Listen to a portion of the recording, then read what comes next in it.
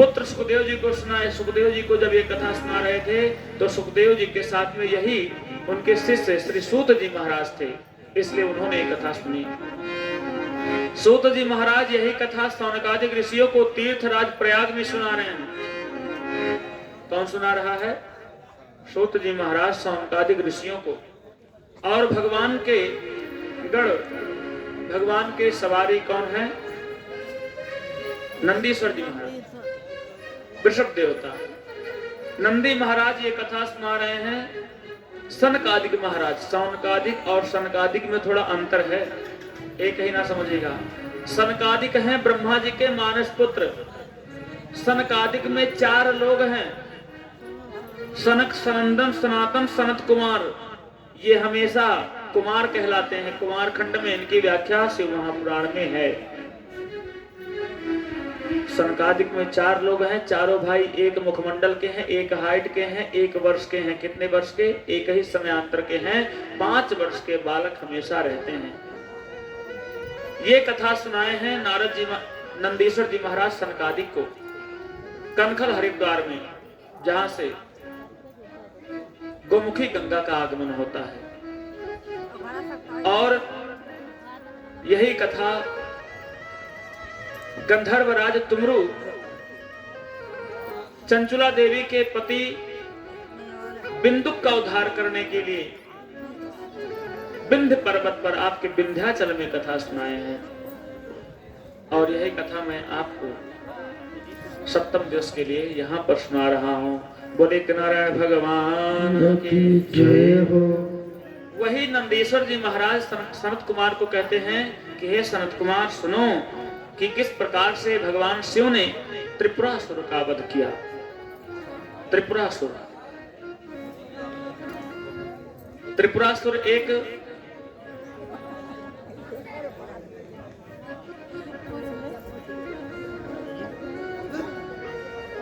त्रिपुरासुर के परिप्रेक्ष्य बात आती है कि ये त्रिपुरासुर आए कहां से।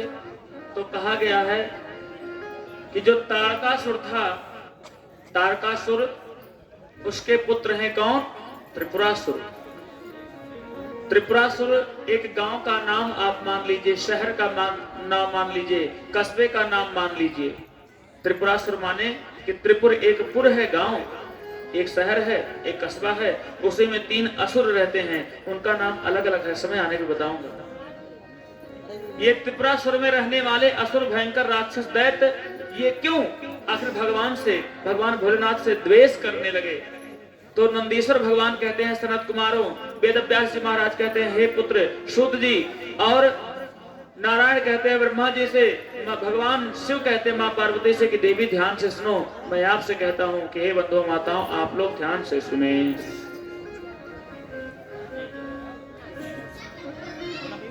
त्रिपुरासुर के परिप्रेक्ष्य में बात आती है कि तारकासुर एक राक्षस था, जो भागवत महापुराण में भी है और शिव महापुराण में भी है और रामायण में भी है। तारकासुर ब्रह्मा जी से आशीर्वाद दिया था कि हे प्रभु, हमको कोई मार ना पाए। ब्रह्मा जी कहते हैं मरना तो पड़ेगा बेटा, जन्म लोगे तो मरना पड़ेगा। तारकासुर ने कहा कि मरना पड़ेगा। ब्रह्मा जी ने कहा जी हाँ, मरना तो पड़ेगा, चाहे जैसे। हाँ ये है, आपको थोड़ा सा फैसिलिटी है, आपने बहुत तपस्या किया है, तो फैसिलिटी आपको ये है कि आप कुछ बहुत कठिन प्रकार की आप अपनी मृत्यु मांग लो। तो त्रिपुरासुर ने युक्ति लगाया क्या? अब चलते हैं रामचरितमानस में, शिव महापुराण की कथा कहती है क्या? गोस्वामी जी कहते हैं कि जब सती तन में थी, मां सती तन में थी, पार्वती का जन्म नहीं हुआ था, तो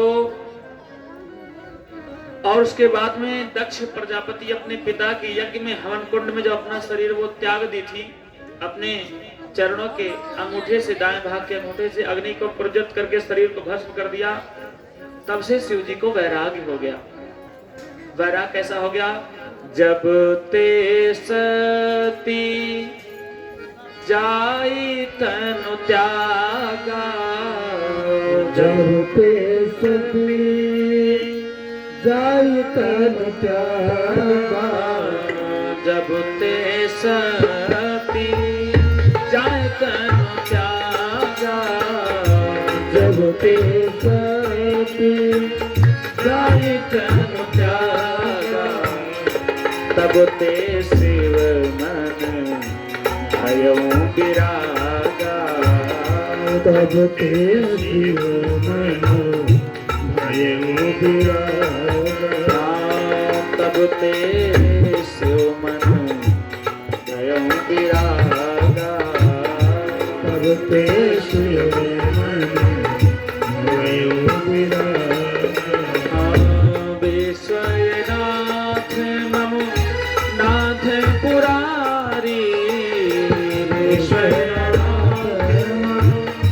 नाथ पुरारी, त्रिभुवन महिमा विदित तुम्हारी, त्रिभुवन महिमा विदित तुम्हारी। जब ते सती जाए तनु त्यागा, जब ते सती जाए तनु त्यागा, जब ते सती जाए तनु त्यागा, जब ते सती जाए तनु त्यागा, तब ते शिव मन भयउ विरागा, तब ते शिव मन भयउ विरागा, तब ते शिव मन भयउ विरागा, तब ते शिव मन भयउ विरागा। भाव श्रम शोषक तोषक तोषा, शोषक शोषक तोषक तोषा, भय को हरण होने वाले भगवान, भय को हरण करने वाले भगवान, ऐसे अखिलेश्वर भगवान भोलेनाथ क्या। भाव श्रम शोषक तोषक तोषा, शोषक शोषक तोषक तोषा, समन दमन दुख दारिद दोषा, समन दुरित दुख दारिद दोषा। राम सिया राम सिया राम जय राम, राम सिया राम सिया राम जय राम, सीता राम जय सीता राम, सीता राम जय सीता राम, सीता राम जय सीता राम, सीता राम जय सीता राम, सीता राम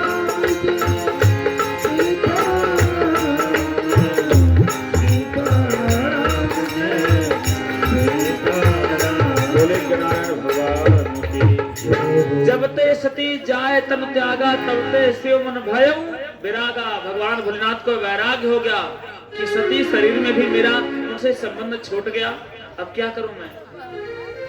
88,000 वर्ष के लिए अखंड समाधि, समाधि में चले गए भोलेनाथ। इसी मौका को देख करके, आपका पड़ोसी जानते हैं आपका मजा कब लेगा, जब वो जानेगा कि आप दुख में हैं। वो तीर ऐसे नहीं मारते पड़ोसी महाराज। आपका मंगलकारी करने वाले आपके पड़ोसी आपको हमेशा छेड़खानी नहीं करेंगे, वो प्रतीक्षा करेंगे आपके पास दिक्कत कब आ रही है, आपके प्रॉब्लम पे आपको तीर का समाधान करेंगे। बोले सही है कि नहीं है, ये सबके साथ में बिल्कुल है, महात्मकारी भरवे करेंगे, सबके साथ बीत जाता है। जब उसने देखा तारकासुर ने ब्रह्मा जी महाराज जी कि भगवान भोलेनाथ को वैराग हो गया, विवाह वो करेंगे नहीं, वो समाधि में चले गए हैं, पता नहीं जगह कितने जगह, तब तक यहाँ अपना अत्याचार मचा देंगे। ब्रह्मा जी से उसने कहा कि आप ऐसा करिए, हमको वरदान दीजिए कि भगवान भोलेनाथ के पुत्र से मेरा मृत्यु हो, भगवान भोलेनाथ के पुत्र से मेरा मृत्यु हो, और भगवान भोलेनाथ विवाह करेंगे नहीं, क्योंकि वो संकल्प ले लिए हैं, शिव संकल्प कीन मन माही।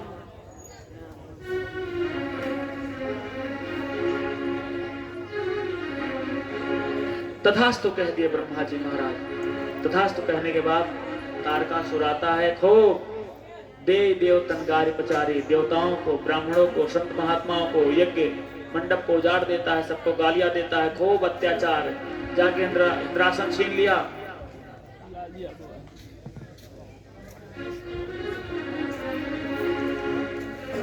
और उसके बाद में आशीर्वाद ले लिया। सभी देवता जाते हैं, निवेदन करते हैं ब्रह्मा जी से। ब्रह्मा जी से कहते हैं कि जाओ आप भोलेनाथ के पास, भोलेनाथ ही आपका कल्याण करेंगे। सभी देवता डर के मारे कांपते हैं, मैं भोलेनाथ के पास नहीं जाऊंगा। भोलेनाथ के पास सामान्य देवता भी नहीं जाते, कोई आदेश करना होता है हम सभी के लिए निवेदन का, हमारे और आपके लिए कोई निवेदन करना होता है बंधु माताओं, तो ब्रह्मा जी महाराज हमारी आपकी बात लेकर के आते हैं। ये शास्त्र प्रमाण है। देवता भी डरते हैं। क्यों? कामदेव भी तो देवता थे। जल गया था कामदेव, तीसरा नेत्र खुलते ही कामदेव के जलने के नाते ब्रह्मा जैसे देवता कहते हैं कामदेव भी तो अमर था, वो भी देवता था, वो तो मर गया जल के, इसलिए हम नहीं जाएंगे। महाराज कहते हैं कामदेव के परिप्रेक्ष्य में, कहते हैं भोलेनाथ के परिप्रेक्ष्य में कि भोलेनाथ के पास मैं नहीं जाऊंगा। ब्रह्मा जी स्वयं जाते हैं कि भोलेनाथ अब विवाह करिए। भोलेनाथ का विवाह होता है माँ पार्वती के साथ शरीर से।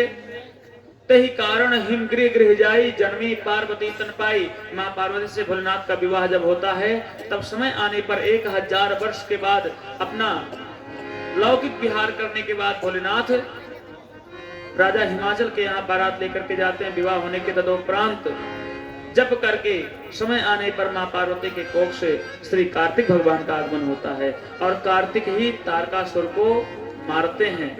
उन्हीं तारकासुर के ये पुत्र हैं कौन? त्रिपुरासुर। ये बात मैंने आपको बैक में बताया।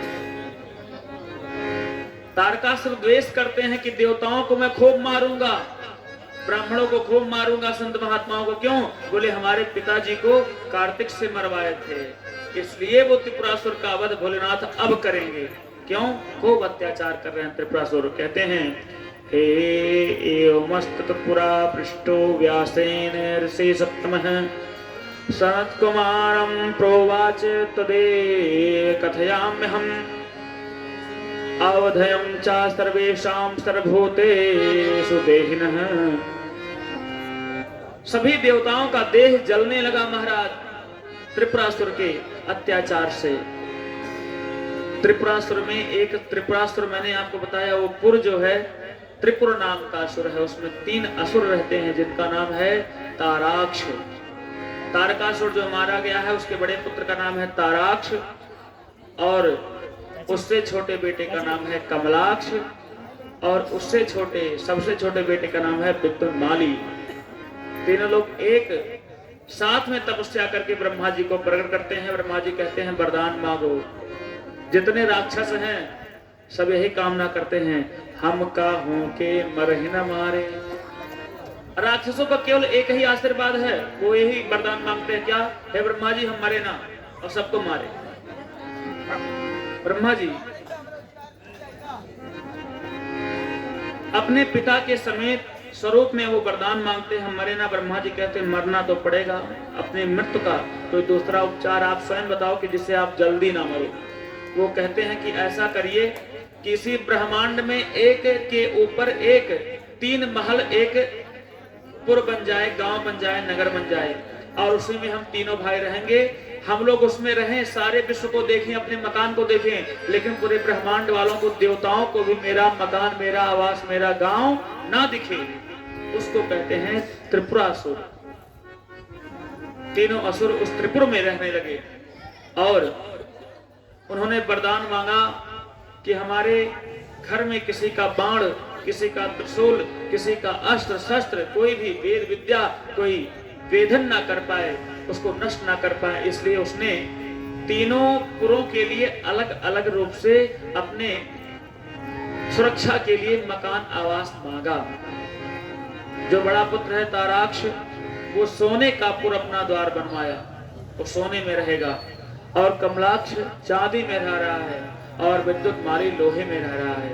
सबसे नीचे मजबूत लोहे का है, उसके बाद चांदी का, चांदी से जो है उसके ऊपर सोने का है।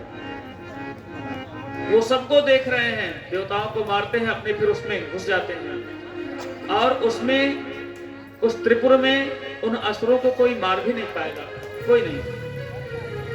जब वो बाहर निकलेंगे तब उनका भेदन किया जाएगा। देवताओं को बहुत परेशान करते हैं, खूब मारते हैं त्रिपुरासुर। समय आने पर नारद जी महाराज निवेदन करते हैं ब्रह्मा जी से कि प्रभु बहुत कष्ट मिल रहा है, क्या किया जाए। ब्रह्मा जी कहते हैं अब हम क्या करें, वरदान तो मैंने ही दिया है। नारद जी और ब्रह्मा जी में बहुत नोक झोंक हो रहा है। आपसे कोई भी वरदान मांगता है, चाहे जैसे एवमस्तु आप कह देते हैं, थोड़ा सा विचार करके आपको देना चाहिए। अब उसको मारा कैसे जाएगा? अगर वो तीनों भाई अपने महल से बाहर ना निकले, पूरे जीवन भर और मारते रहे वहीं से, तो बताओ त्रिपुरासुर कैसे मरेंगे? ब्रह्मा जी कहते हैं, संकुचित होते हैं थोड़ा सा। ब्रह्मा जी भागे भागे जाते हैं नारायण के पास। नारायण से कहते हैं, प्रभु बहुत कष्ट मिल रहा है सप्तलोक वासियों को। नारायण कहते हैं, ठीक है। एक मुंडी नामक अंधभक्त को प्रकट करते हैं अपने कृपा के द्वारा। क्षीर सागर में भगवान नारायण मुंडी को प्रकट करके कहते हैं, जाओ पहले तीनों असुरों को, विद्युन्माली को, कमलाक्ष को और छोटे बड़े भाई को, ताराक्ष को, तीनों को आप पहले पद से भ्रमित करिए। पद से भ्रमित माने वो तीनों असुर वेद वेदांग को पढ़ने वाले थे। और आपको एक सही बात अगर बता दें, आज ही के मानव राक्षस ऐसे हैं जो कि शास्त्र को नहीं पढ़ते हैं और अपने अंधविश्वास को और अपने राक्षस को, अपने दैत्य ऐसे अवतार को अपने समाज में प्रतिस्थापित करते हैं। नहीं तो पहले के राक्षस भी, रावण कितना बड़ा विद्वान था, रावण के जैसा अभी तक कोई धरती पर विद्वान पंडित हुआ ही नहीं, कोई नहीं हुआ, ना होगा।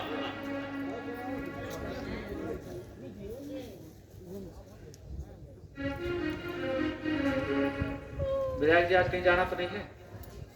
नारायण और कहीं कार्यक्रम है? आज के परिप्रेक्ष्य में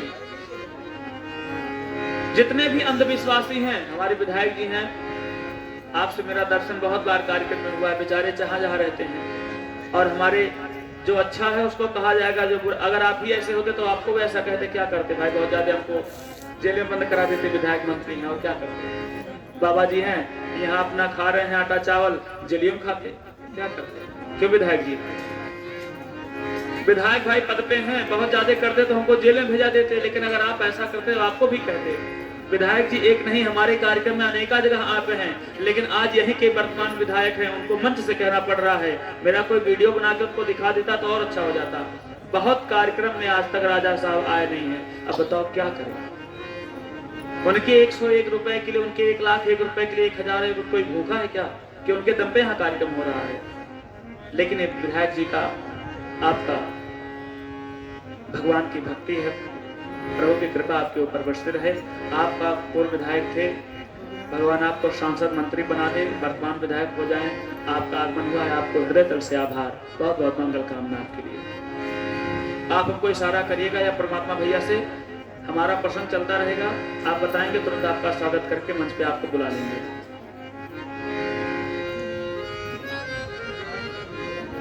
त्रिपुरासुर के परिप्रेक्ष्य में कहते हैं, महाराज इतने त्रिपुरासुर जो राक्षस थे, इतने बड़े विद्वान थे कि नारायण को भी उनके सामने कहने का मतलब यह है कि अपने वाणी से विचलित होना पड़ा। एक मुंडी को, यानी कि दूसरा नारायण है सत्यवादी और मिथ्यावादी, एक मुंडी को अपने तेज प्रकाश के द्वारा प्रकट कर दिया कि जाओ त्रिपुरासुर में उन पहले राक्षसों को अपने वेद वेदांग विद्या से भ्रमित करो।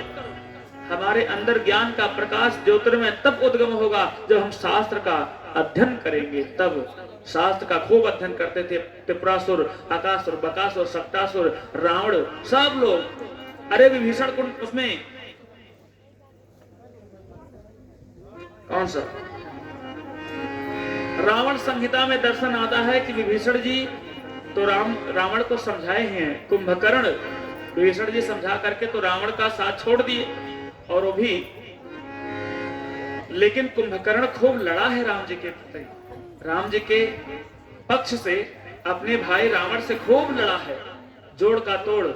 तुम इसी लायक हो ही, तुमने भगवान की पत्नी को, भंगिमा को, महाजानकी को भक्षण करने वाली पूरे विश्व को, ऐसे भंगिमा को आपने उठा लाया।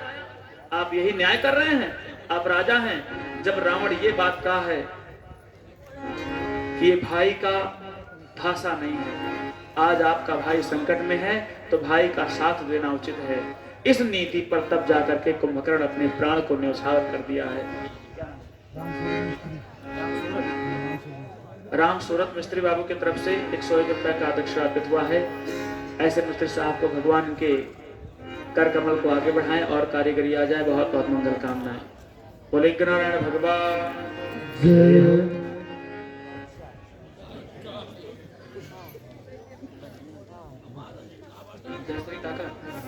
जय श्री काका जी की तरफ से 101 रुपया का दक्षिणा अर्पित हुआ है। बहुत बहुत मंगल कामनाएं।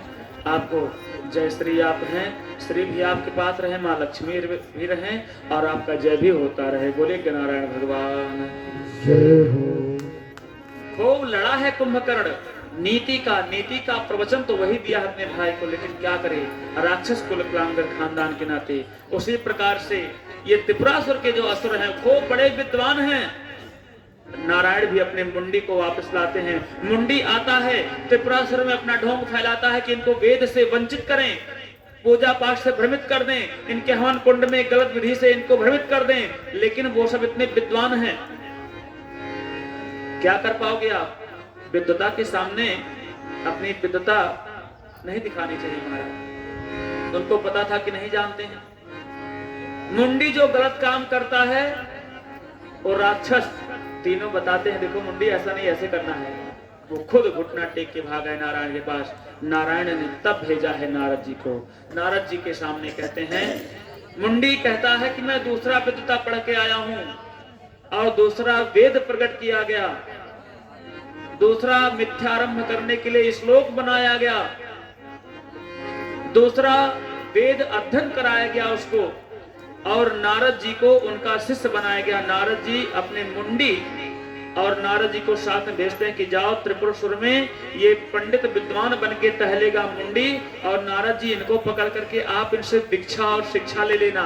आपको देखेंगे जब वो तो उनका मन भी भ्रमित हो जाएगा। जब नारायण नारायण जपने वाले ऐसे नारद जी ने दीक्षा ले लिया तो लगता है कुछ सच्चाई इसमें है।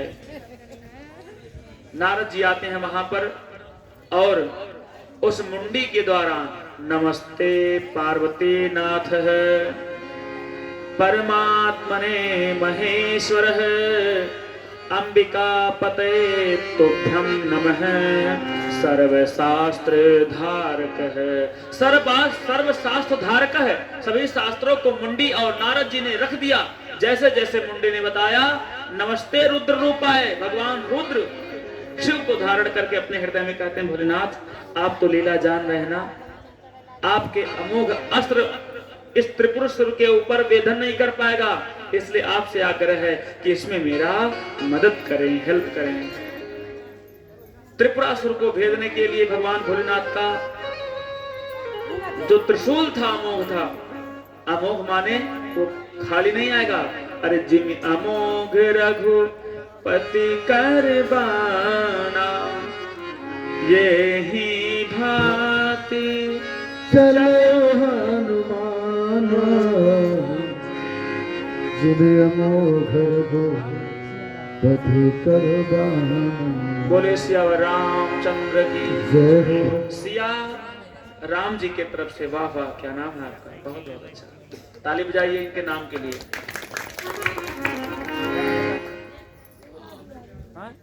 आहा, अवध बिहारी ठाकुर जी आ गए। जय हो ठाकुर जी। अवध बिहारी की तरफ से 102 रुपया के दक्षिणा अर्पित हुआ है। बहुत बहुत मंगल कामनाएं। नाम ऐसा होना चाहिए जिसका नाम लेने में हमें और आपको भगवान की गति प्राप्त हो। क्यों? पहले के लोग बेवकूफ थे क्या? अपने बेटी का नाम जानकी, सुनीति, सुनीता, मालिनी, सीता ये सब रखते थे, पार्वती रखते थे। मूर्ख थे क्या वो? आज के लोग इतने विद्वान नहीं हो गए हैं, बस समय का फेर हो गया है। जो निर्माण आज लोग कर रहे हैं वो पहले के लोग करके छोड़ चुके हैं और पहले के जैसे हो नहीं पाएंगे।